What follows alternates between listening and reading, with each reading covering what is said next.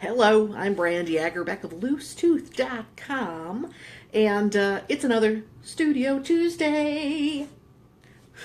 As soon as I start these Studio Tuesdays, I get lots of last-minute work that keeps me out of the studio. So today's studio is a lovely hotel room in New Jersey. So I got another last-minute project to do graphic facilitation work, and that's kind of the major trend of graphic facilitation work is that the windows of people hiring are getting smaller and smaller and smaller and smaller. And it's a lot of, hey, can you be here next week? Can you be here tomorrow? So this project was, can you be here next week? And now it's next week. So I'm currently in this hotel about to have 2 days of graphic facilitation work. Looking forward to that. And between last project and this project, I've been doing a lot of work on my lab calendar. So the lab is a 3-day immersion into visual thinking through the lens of graphic facilitation. And I began teaching the lab back in 2002, so 5 years. And the format is that it is 3 days, 6 people join me, and we super nerd out. It's it's great for folks who love hands-on learning. It's great for folks who love lots of direct feedback. Because there's only 6 people joining me in the lab, we have one conversation and we can go in depth, and everyone learns from each other. I think that's one of the things that, a lot of people are attracted to the lab, because folks want to learn from me, which is understandable. Over 20 years experience as a graphic facilitator, over 40 years of drawing experience. So I think that is definitely a draw for folks, no pun intended. But I think once folks get into the space, once we're in the lab, it becomes really clear how much we all learn from each other's experience. And one common question I get with the lab is, how much experience do I need?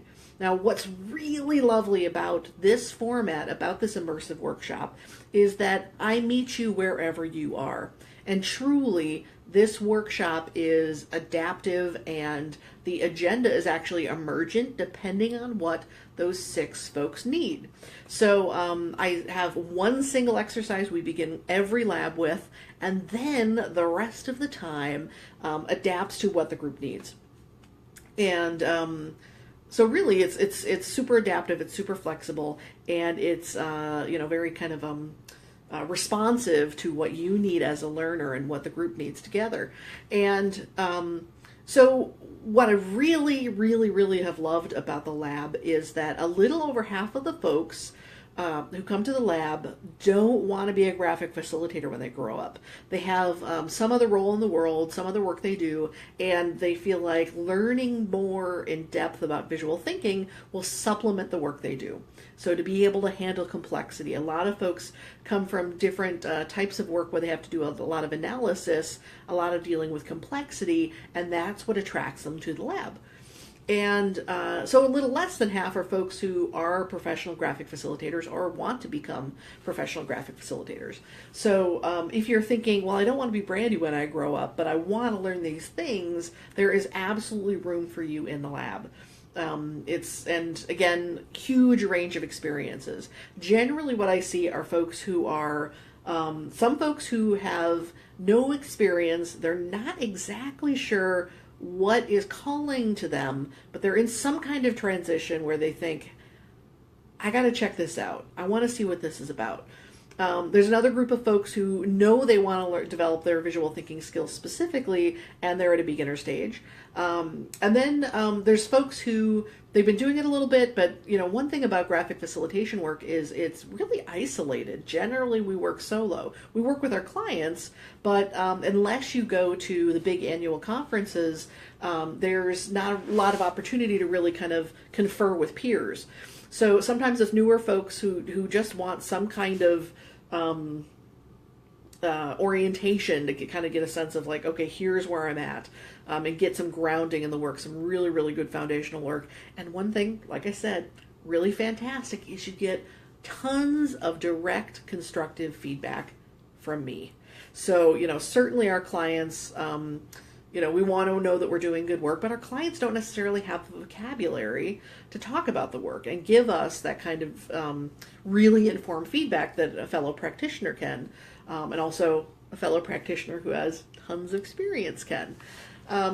Another type of folks who are attracted to the lab as lab partners are those who've been doing the work for a while and really feel like they've plateaued or they're kind of in a rut. And and like I said, this work is isolating. Can be isolating. This work is also, it's hard. It's really intense. And I think if you don't make sure that you're always learning more and developing your craft and picking up new tools and processes, that it can be really easy to burn out. Because when we go into our clients' events, into their spaces, we are completely on. I know I am listening 110%, and I listen with my whole body, and I am, hyper present in the room with the group, and which I love. I really do love that this work makes me so present in and being there serving our clients. It's also really, really, really hard. It's really intense.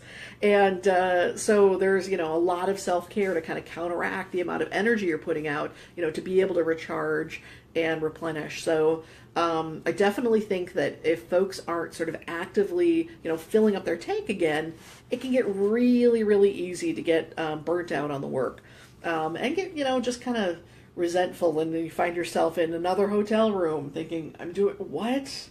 Why am I... So that's another type of person that comes to lab, is folks who've been doing the work for a while, and they definitely feel like they've plateaued, or they feel like they're really stuck in a rut, and they want to break out of that and bring their work to a higher level. So that's a little bit about the lab. And what I'm doing right now is developing the calendar for the next year. Now, currently, I have got 2 labs open for registration. One is a lab in Australia. So this is the first time I'm going to Australia. I've had the great pleasure and experience to spend a nice chunk of time in New Zealand, but I've only been to the Sydney airport. So I'm really looking forward to spending several weeks in Australia. The lab that I'll be leading in Australia will be in Melbourne, November 27th to the 29th. And there are 2 spots open. So if you want to grab one of the spots, head over to loosetooth.com/lab. You'll find all the details there. So happily, that lab is about 2/3 full right now. And I'm looking forward to filling it with 2 more fantastic lab partners. And I'm also interested and excited to have a couple more talks while I'm on that teaching tour. So I will be in Melbourne. I'll be in Hobart briefly. I'll be in Sydney briefly, and Brisbane for a few days. So those are kind of like the 4. I know it's a big country, and I know I'm only seeing one little corner of it, but that's just kind of way this works. So definitely check out my events page. So if you go to loosetooth.com/events, you'll see a listing of events as they are booked. But I'm definitely hoping to do a few general public sort of open invitation evenings or talks about visual thinking and about my work and about this work we do. So not necessarily events only for graphic facilitators, but generally more this those of us who love visual thinking and love visual tools or are intrigued by them and want to learn more. So if you're in Australia, if you're in Melbourne or Sydney or Brisbane, I think it's Brisbane, right? Or Hobart, and that there's a community of folks who are interested in learning about visual thinking, and better yet, you've got some kind of space, contact me and let me know, because I'm definitely working on a few events while I'm on your side of the world. So again, lab is on November 27th to 29th, and in Melbourne, 2 spots open. And, again, working out the rest of the calendar for that trip. And, so that's always, I love doing these teaching tours. They take a lot of work to coordinate. So, a lot of moving parts to make it happen, but I'm very, very thankful I get to travel and be able to teach folks. It's super gratifying. Love to do it. And then the next lab that is open is in my home city of Chicago. So this is not traveling. This is, the wonderful pleasure of being able to go to bed in my bed at night with my lovely fella and my lovely cat. So on January 3rd to the 5th is a lab that's in Chicago, and it has 4 spots open, so it's 1/3 full right now. And come to Chicago. I know a lot of folks think that like the last thing they want to do is go to Chicago in January, but there's a lot of reasons I plan Chicago labs at that time of year. A big one is that for a lot of folks that are independent graphic facilitators, it tends to be a time of year where they don't have a lot of client work. It's sort of, before people get back from the holidays and they kick into event mode.